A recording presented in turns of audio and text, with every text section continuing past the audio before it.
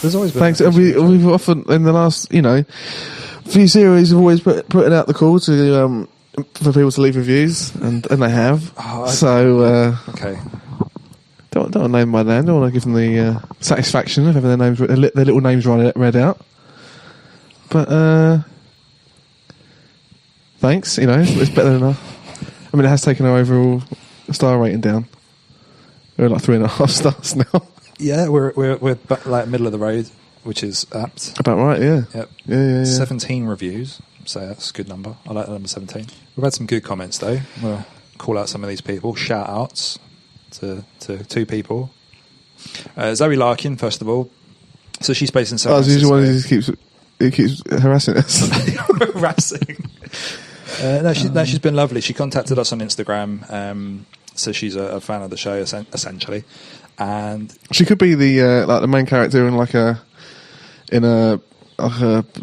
say, I don't know, late 70s, 80s sitcom called like Larkin About, and she's like Zoe Larkin. Yeah, I can see that. Are we allowed to say her full name in the podcast? Well, I'm hoping. I don't know. I hope so. You can't just say it multiple times. Yeah, and she's also number 3, so and so Lane. She's a photographer. I looked at some of her work. It's really, really nice, actually. Like wedding photography. So if you're in San Francisco and need pictures, business, isn't it? I mean, how good can it be? says the married man. Oh right, yeah, that's true.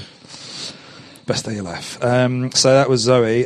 Zoe had a dream with the 3 of us in where we were at a party/retreat, and she discovered the toilet was blocked, and that's all she remembers about the dream. Anyone ever blocked a toilet? Or seen a blocked toilet? I assume everyone's seen a blocked toilet. Well, it's not like a myth. It's like it does happen. Secondly, a guy named Rory contacted us on YouTube. So I don't want any fans called Rory. I'm just gonna put it out there now. Okay. Nasty. Come on. He's given some really good suggestions for different things to watch. All right, let's go into some of what we're watching today. We're watching The Dustbinmen. You may remember, if you listened to the last series, watching The Dustbinmen today. Do you guys know anything about Dustbinmen at all? The series? Not just general Dustbinmen. No, never heard of it. No. Well, no, I just looked at the Wikipedia page for it now, and it's written by someone Rosenthal. It's the research that makes the show, isn't it? I remember Rosenthal. So there were 3 series, 21 episodes in total, written by Jack Rosenthal. There you go. And he also wrote The Lovers and, as you mentioned, Coronation Street. For some reason, I've written there's 3 series and 21 episodes twice. That's a very important point. It aired for 1 year and had 3 series, apparently. So between 69 and 70. Should we stretch it out now? Just get them all on. Get one and done. Release a DVD. Done. Do you want to play the early game of series rating? First one for this series. Why are we still doing this? Because I know you love it. This was apparently a spin-off from a one-off television film. Apparently. Oh, really? So it was. There was a film, and then it's led to the sitcom. What was the film called? I assume The Dustbin. Was it Is the Hole in My Dustbin? Yeah, your dustbin, Delilah. Guess the rating, or shall I just tell you? 6, I don't know. 6 point. Is it points on it? It is points on it. 6.8. Oh, I should like that. 6.3.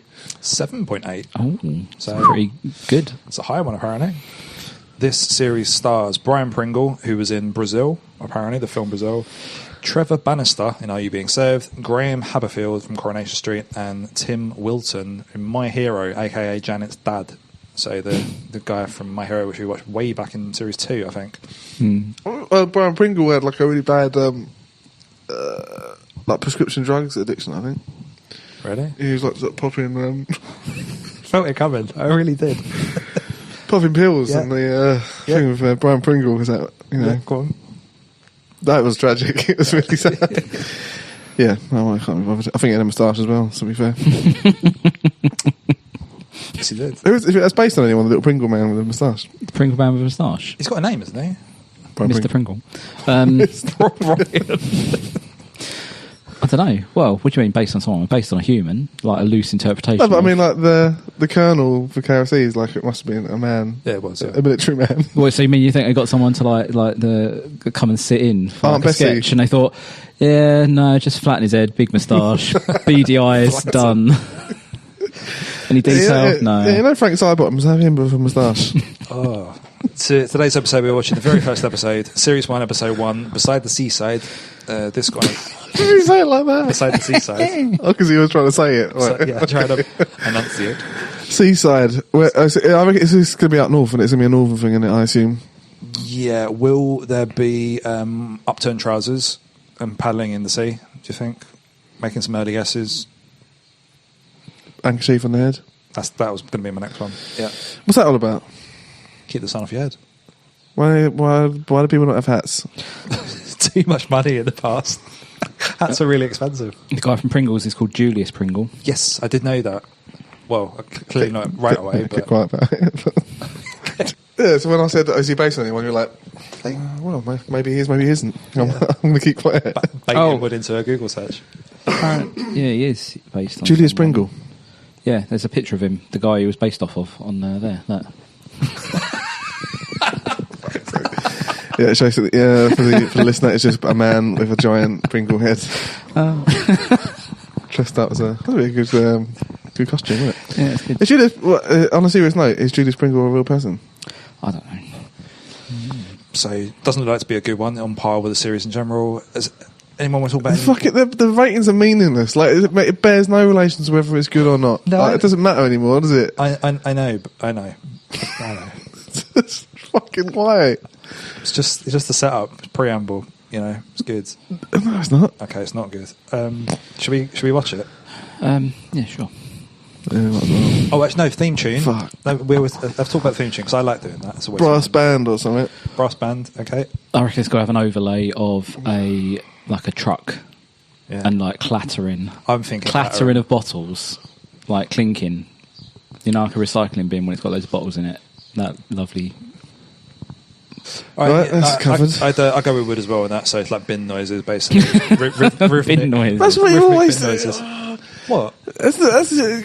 Your both default thing is like, oh, it's hot metal. It's a thing about printing press. It's going to be sound of printing presses. Right, and it wasn't it? It wasn't. It was cool. right. It was cool rock. It was cool rock, yeah. And then we were doing Alright, bin men. It's going to be sound of fine. bins. It's going to be Mozart. It'd be That'd like be facetious, it'd be isn't like it? old, I reckon it'd be like old, northern men singing it. Does that help? Seeing what?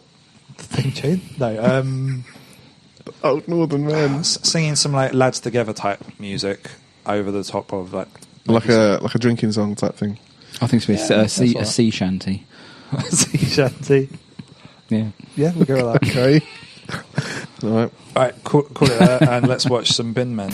Hey, Mum! What? The Dustbinmen!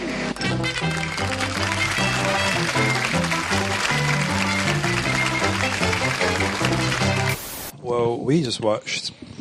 It was episode 1 in the end, although I doubted it through the entire episode. Series 1, episode 1 of Dustbinmen, entitled Beside the Seaside. What were your thoughts and feelings to Beside the Seaside, guys? Misleading title. Yeah, there wasn't a lot of seaside in it at all. And to be fair, there wasn't a lot of dustbin coating either, but that's True. There were men though, so they've got some Had some one of of it that, yeah. right. We'll give them those dues. They all have weird names. There was like egg and something. Cheese and egg. Cheese and egg. Let me get that this up one here. pairing. Look, main characters. Cheese and egg, heavy breathing, Winston Platt and Eric. Yeah, so I weren't following them at all. I was just going by what they were like. So there was Stupid Man, Clever Man, Sideburns, Other Man, and Delilah, which was their manager, which is basically Blakey from On the Buses. I think he was supposed to be that sort of character. It makes more sense that was a series based off a spin-off of a film, because I don't think that was a particularly strong pilot that would have warranted 3 seasons made off it. I don't know. Bloody It hope was not, anyway. boring. I mean, again, it was for a different time, different audience. It was a very different time, yeah. Where do we start? So the basic main theme of this episode, we thought it would be about the seaside, or them going there for some reason, or at least I did. But it seemed to be about basically them shirking from their job, them just not doing their job. There were calls coming in. So the gang of the Dustbinmen is the kind of archetypal kind of dynamic of the gang. So the cheese and egg is the leader of the gang, and he's like, he has more intelligence and stuff than the rest of them. According to the Wikipedia page, Cheese and Egg, whose real name is C.E. Petty, which I guess is where Cheese and Egg comes from, is a fervent communist and the natural born leader of the gang. I did get communist vibes with the hat. With the beret, Yeah. The beret on. So yeah, he's like Top Cat or whatever, isn't he? Like, he's the leader of the gang. Leader of the gang. Bins as well. And then there was Heavy Breathing, who was the muscular, handsome lad with the sideburns.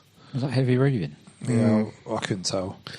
Heavy Breathing, let me see what it says. Heavy Breathing, quote unquote, the one with the good looks, is obliged to spend much of his time pleasuring housewives, something he finds quite annoying when he would prefer to be resting. You know.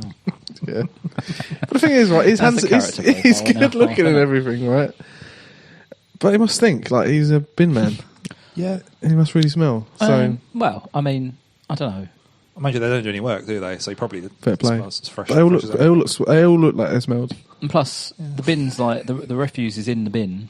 It's not like they're rolling around in Yeah, it. but you're sort of in the vicinity of it. Like if you're in your car and you're behind a bin lorry, it smells bad. Does it? Yes. Oh, I don't know. I have some empirical evidence that it stinks. Okay.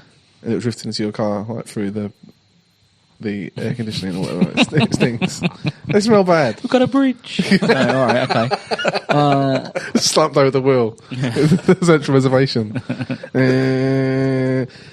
So that's the dynamic of the gang. And then there's Eric, who's Welsh.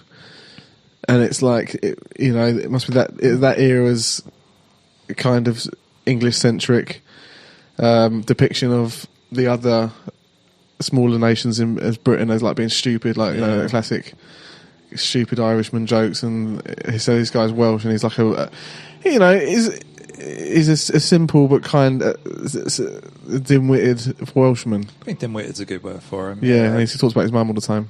I don't know if it was intentional or not, but he was the only one with a normal name and the stupid one. I don't know if there's anything in that, but They just ran out of gold like Cheese and Egg and Heavy Breathing. Cheese and Egg. I can't get past that. It's all right. It's okay. Eric Llewellyn, played by Tim Wilton. Let's see if he was a Welshman. No Welshman. No, I don't think he was Welsh. Surprisingly, although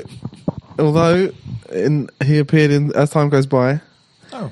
And from 2000, he appeared in My Hero as Stanley Dawkins. Mm-hmm. He was the dad. Yeah. Oh right, I didn't recognise him. No, he's also appeared in that was an intro note. That we went through. I wasn't listening to what he was saying.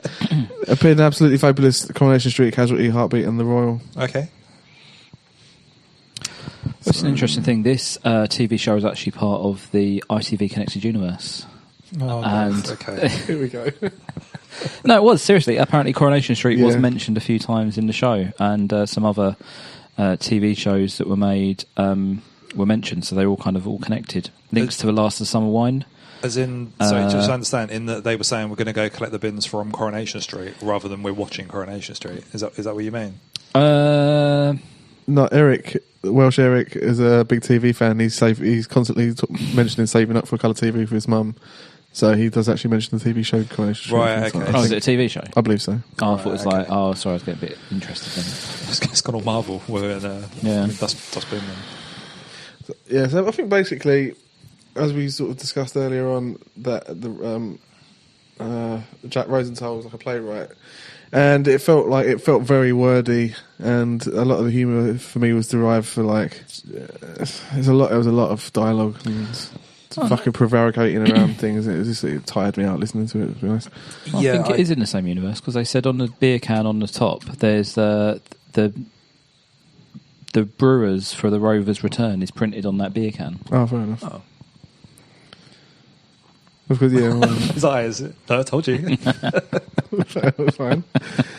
Yeah, it was very sort of literary, and like all the roads were sort of names of sort of like it was Beowulf and Camelot and stuff. So it's all like references to like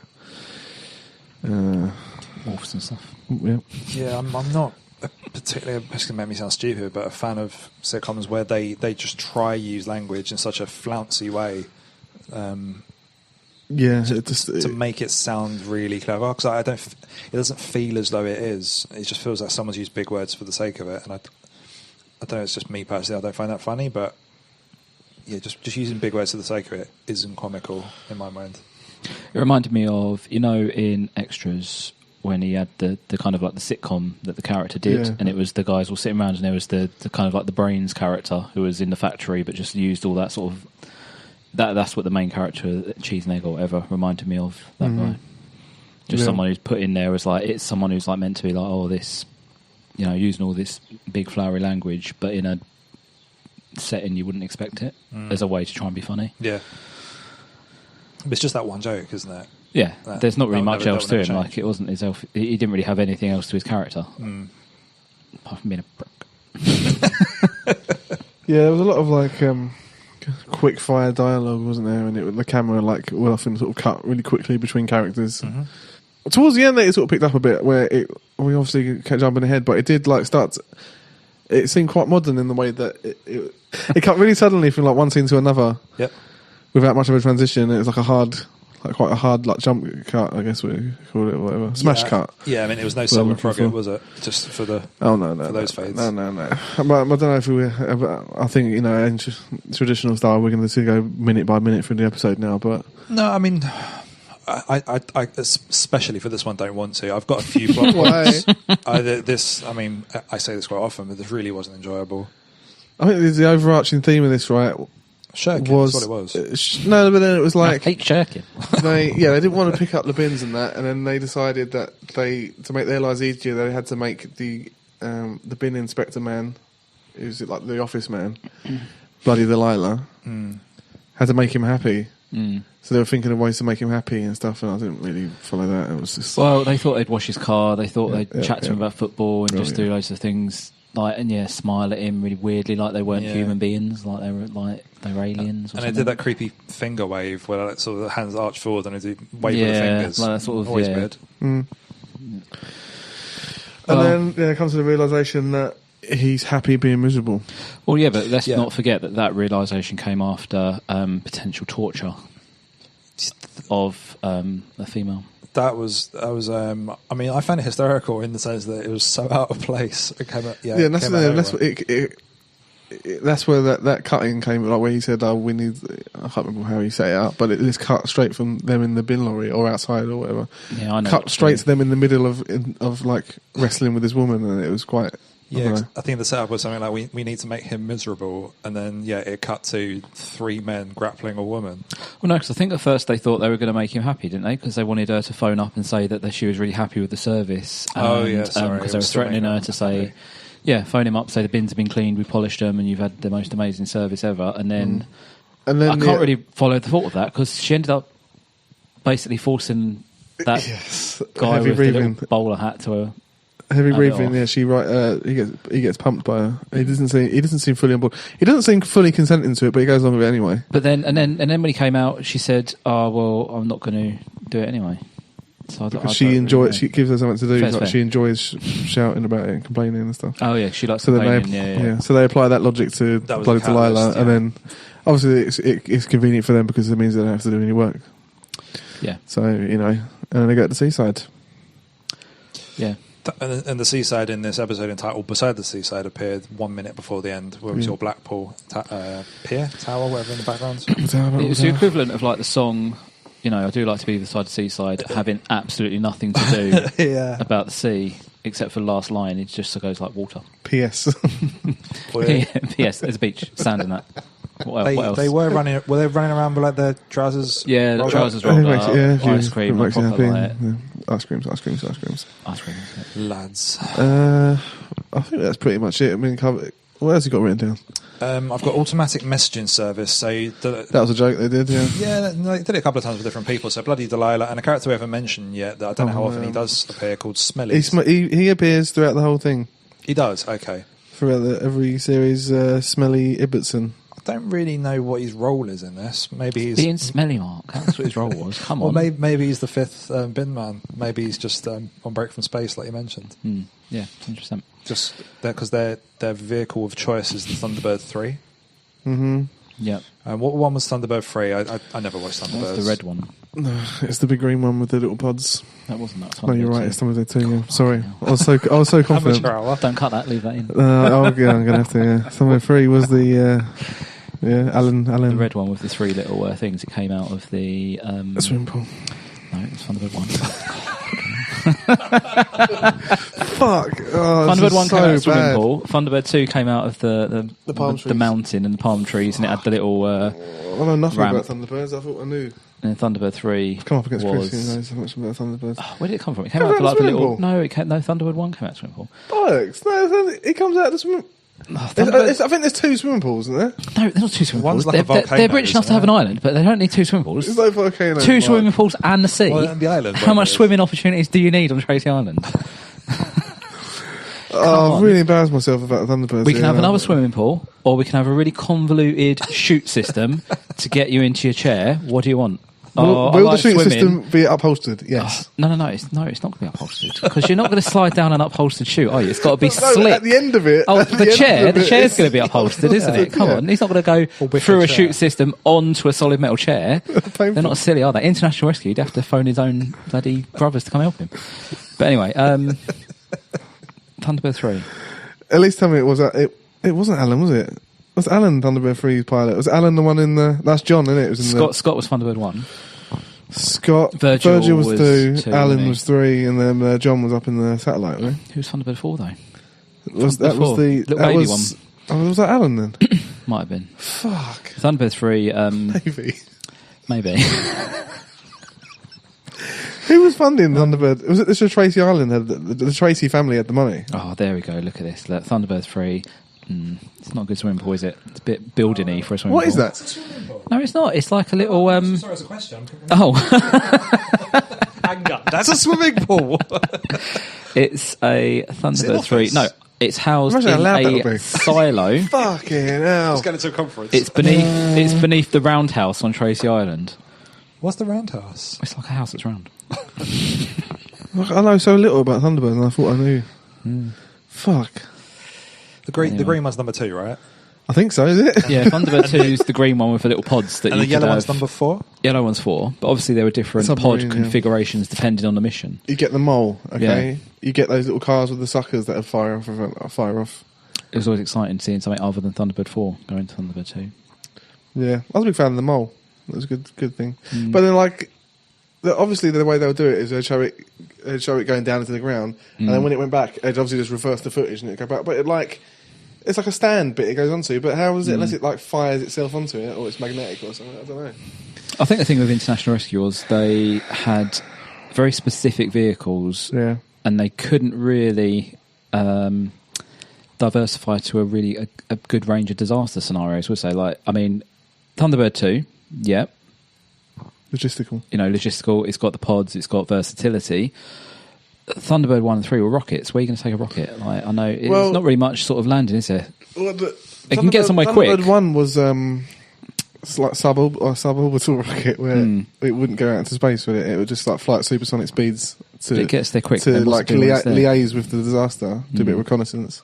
And then I guess who was this? Who was that one? Scott. It's Scott, isn't it? And I was like, oh, fucking hell. Scott would get there first, and then like give him like Assess the a brief, situation, maybe. brief the rest of the family, and say, well, we need the mole here. Won't need Thunderbird 4. Don't worry.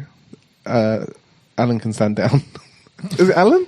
Which one is it? It's Gordon, isn't it? Is there an Gordon. Alan in this? Oh, Gordon might have been 3. Alan was 3. And Gordon was You've Thunderbird covered 4. every number for Alan. No, Alan was the astronaut. He was in space. That's John, isn't it? Well, I'm on the Thunderbirds wiki, and it says it's Alan. I John was edited in the it this morning. satellite. John was in the satellite, wasn't No, John? it says Alan. Astronaut John? Alan. he? Who's John? Who's David? Oh no, maybe he's just an astronaut. I don't know. No, maybe He it is wasn't Alan. he was in like let's take for example the Sun Probe episode where there's a rocket heading towards the sun and somehow they're going to use a probe that comes off of it to capture some of the sun, which is like, Mental. as we all know, really hot. Something goes wrong. and the rocket is stuck on a collision course with the sun. Alan and Scott and Tintin go in Thunderbird. What? Tintin? Tintin is Kiranu's daughter. Kiranu is like... Who's Kiranu? It's like Vic Reeves. Kiranu is... not like a... I don't know. I think he was like... He did a bit of everything around the house for... Odd job, man. John. What's the dad's name then? Was that John? Alan. No, the Tracy brothers.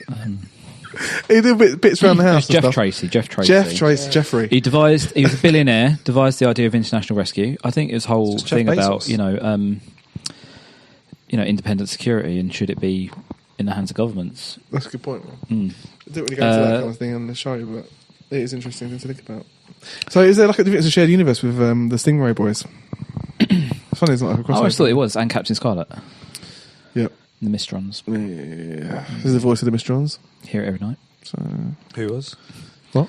Who was the voice of the Mistrons? I don't know, that's what they'd say. This is the voice of the This Mistrons. is the voice Oh, of the Mistrons. I thought you said her name was the voice. I used to have a little gun thing. And that you could speak into it and it had like an echo. Yeah, and it was the light, because there was always a light on the walls, wasn't it? This is the voice of the There's Mistrons. weird two circles, yeah. And then if the light went on you, you'd be fucked, basically. And pretend that you're being psychologically... Which is basically what happens to heavy breathing in this. Like the Mistress. Did you say heavy petting? Yes. heavy breathing. The housewife shone those lights on him, and he had no choice but to perform reluctant intercourse on it. Male rape. But Stingray was good, wasn't it? I like Stingray. Anything can happen in the next half hour.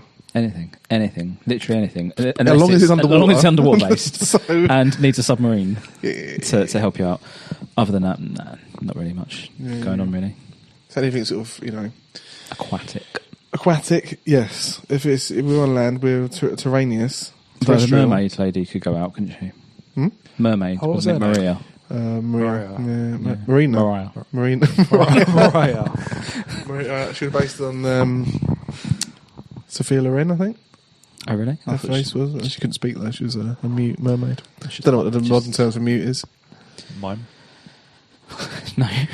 What? I don't know. What's wrong with him, Doctor? He's a mime. The signs were all there. Why put those white gloves on? Here's his clothes. Here's 365 black and white striped t-shirts. So The beret will be surgically attached next week. That's why it's just falls through my mind. Yeah, he's becoming a mime surgically. So yeah, on that basis, Cheese and Egg was a mime because he had a little berry on, didn't he? Yep. I think we've done this. I don't think we've got much to say about it. No, I'm happy to keep this one short, to be honest. The only bit we haven't covered is the child kidnap and the theme tune.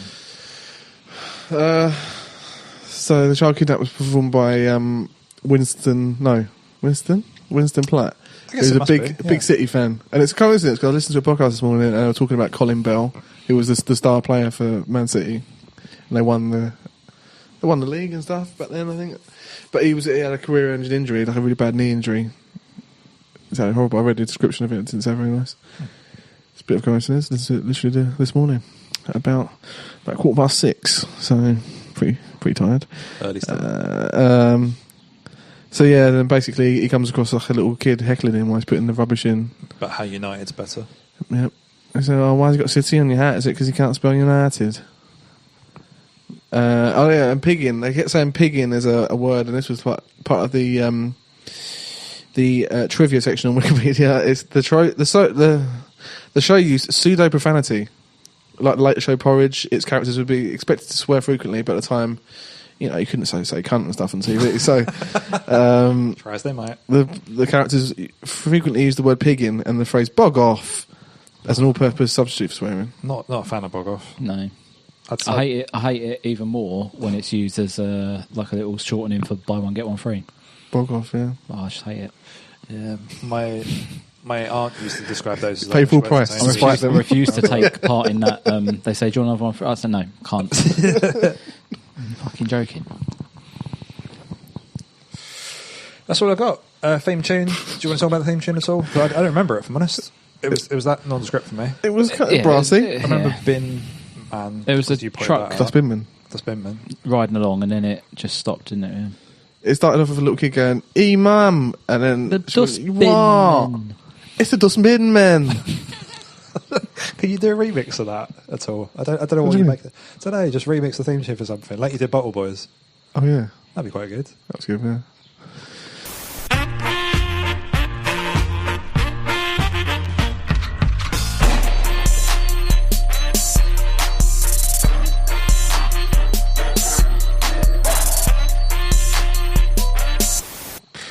Yeah, I mean, if you guys want to just move on from this, I'm happy to do that. It wasn't enjoyable in any way. I wouldn't recommend it. Do you think it's still the test of time? We can cover more if you want to, obviously. No, I guess not the test of time. It was I rubbish. don't know. I Wasn't it? don't even know what criteria we're judging whether it's still the test of time or not. Like, Well, was it be made today? I don't know. Yeah. What would be the equivalent of it's today? a very familiar dynamic, as we've discussed, like the way that the characters are and what they're up to. Well, I don't think any of the what would have to go from that being filmed today. The torture and the breaking into a woman's house, Sexual assault, throwing a kid in the back of a lorry, the all-white cast. Yep.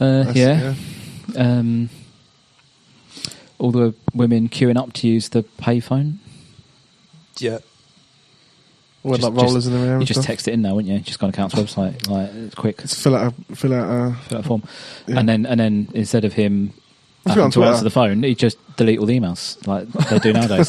Straight away. Nothing's come in today. Must be I'm great not day. even bothered. Perfect job. Why dust? What's the point of the dust within? Well, it's probably from like when the olden days when you had like A special place to put your dust. Are we saying why What do we do with all it's this called a dust? dust? Well, I suppose Why is in it the called a dustbin? in the olden days it'd be like people had fires and stuff, and obviously it is ash, but like it is dusty, isn't it? And you put it all in a bin. Man. Yeah, but you put your bottles in it. It's not a bottle bin, is it? It's a Anyway, bottle bank, isn't it? When you put bottles in. Yeah, you don't see them anymore. Pull out the deposit. word dustbin. Yeah, Come on, right? The word dustbin comes from the man who invented them in France. that's not true. Eugene Poubelle That's not true. was the. What do you mean it's not true? What are you talking about? I'm just making this up. Pierre Dustbin.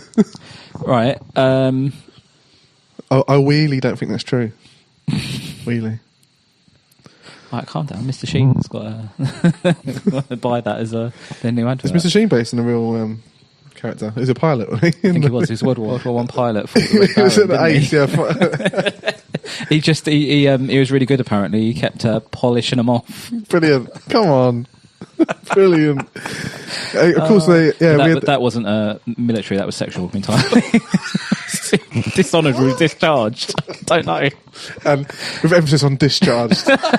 That was his catchphrase. You dishonourably discharged. That's why he got drummed out.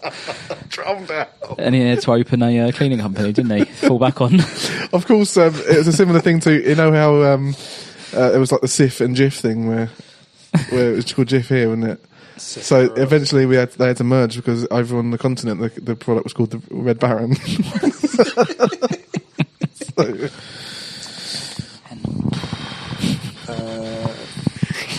Joke of the week. Anyone? Phone call. What phone call? The automatic message service. I mean, just because that was a joke doesn't mean it was. I mean, no. Well, if the only joke there, then Was it the joke of the week? Yeah, that's really sucked the energy out of. There wasn't a lot of energy anyway. We were all really tired, and that episode was really sort of sucked the energy out of. Or hopefully the second one we do, if we do one. Chris is going to win the game. So can you just choose a good episode, a good program to watch, please? Nah. And not just spitefully choose the oldest one on the list, or one that sounds like I'll hate. Just do a good one. Do like Jim Davidson you or won something. like the last load of games. Did I? I didn't choose this though. I'm sure you did. I didn't choose Dustbinmen. All right, don't very judgmental, aren't you there?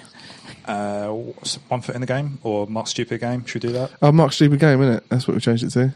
Mark's stupid. How did that go down? Did anyone say it was good or? No one commented. Okay. Do you think it's good? I like it. Yeah, it's great. Mark made a game, stupid game. Mark has made a stupid game. Let's play the game. Let's play the fucking stupid game.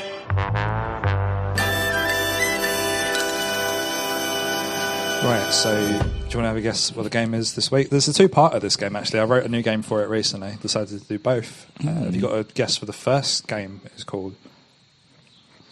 The Dustbinmen. I'm Not even guessing what the quiz might be about. Oh, it's going to be about mustard. bins. Rubbish, different types of recycling. An offer you can't refuse. That's really And good. it's like, thanks. You're welcome. And it's about the mafia. Because in The Sopranos, he runs a waste disposal. It's all the pieces are fitting together now. Don't know how that fits into a game, but No, I mean I wouldn't either. But this Wheelie, game, I'm really excited about this game. Wheelie bin. well, I'm sure as usual you both will find it rubbish. Okay, perfect.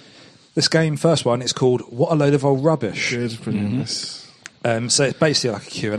I've got some questions about rubbish collecting, recycling, that type of stuff, and it's just going to give you some questions. What with like right or wrong answers? They all have like 2 answers, 3 answers, and yeah. What? So it's like a mark scheme. Just let it wash over you, Chris. Let it happen. Just drown in the fun. It's just 2, 3 answers. Enjoy yourself. Okay. Would I let you go first? Say 7. It is 7 pounds. Start writing these down. Jones. Yeah. The UK has an average recycling rate of approximately A, 45%, or B, 55%. Close to those numbers. It's like A, 45%, or B, 46%. So it makes it difficult. That's true, yeah. 55. It's 45. Oh, you're too optimistic. I know. The UK recycling. I think too much of the British people. Yeah, that's one of your faults.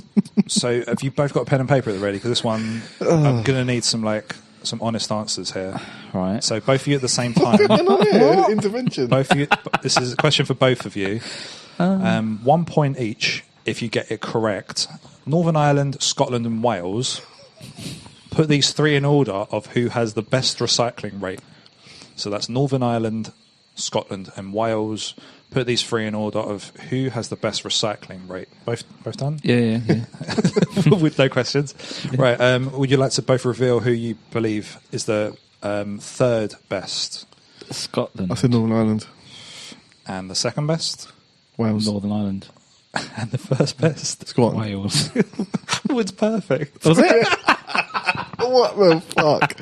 What's a Wales, Northern Ireland, Scotland? Wales, 57% Wales. I wouldn't trust the Scottish to recycle. That's my point. Northern Ireland, 46%, but quite close behind, 43% was Scotland. So 43%. yeah, well done Wales though, 57%. That's really good. That's right. Another question for both of you. Right. So pens at the ready, lads.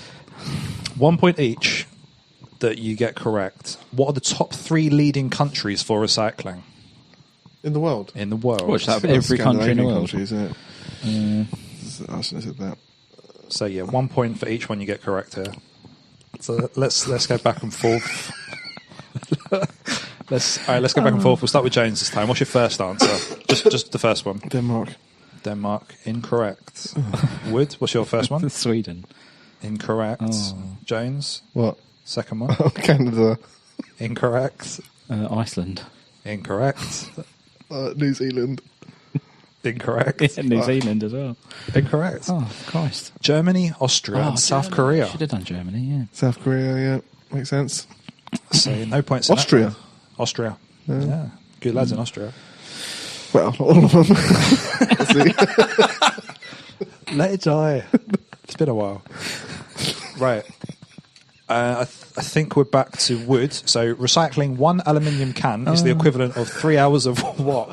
A TV, an oven, or a washing machine. So recycling. What, just generally, or being produced? Is it or washer running? dryer? Yeah, like run the- that 1 hour of it running. Is it just a washing machine? Yes. One recycling can. 1 aluminium can. Is the, What's going on? 1 aluminium can. Could I have 1 recycling can, please? 1 aluminium can being recycled. yep. Is that TV, oven, or washing machine? So All right, TV. TV's not that much energy. correct. Yeah. Brilliant. Jones, recycling 1 glass bottle is the equivalent of how long on a laptop? Is that 20 minutes, 30 minutes, or 1 hour?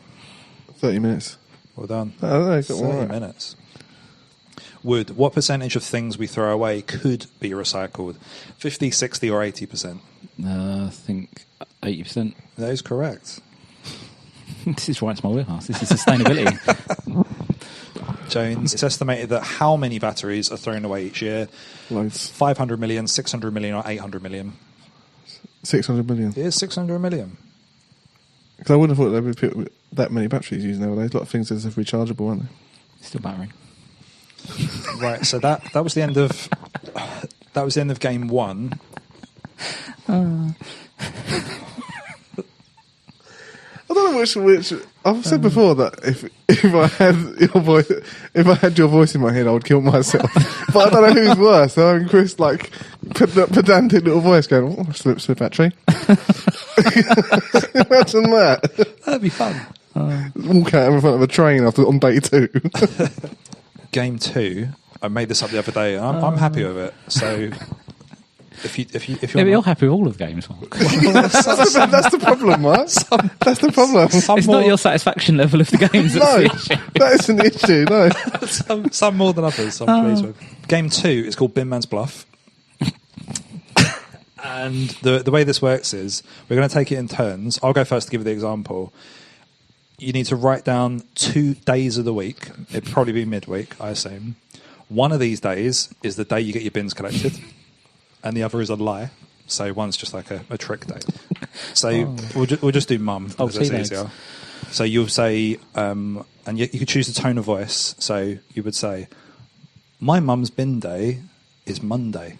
Right. And then you have to follow it up with the other one, which is, my mum's bin day is Tuesday.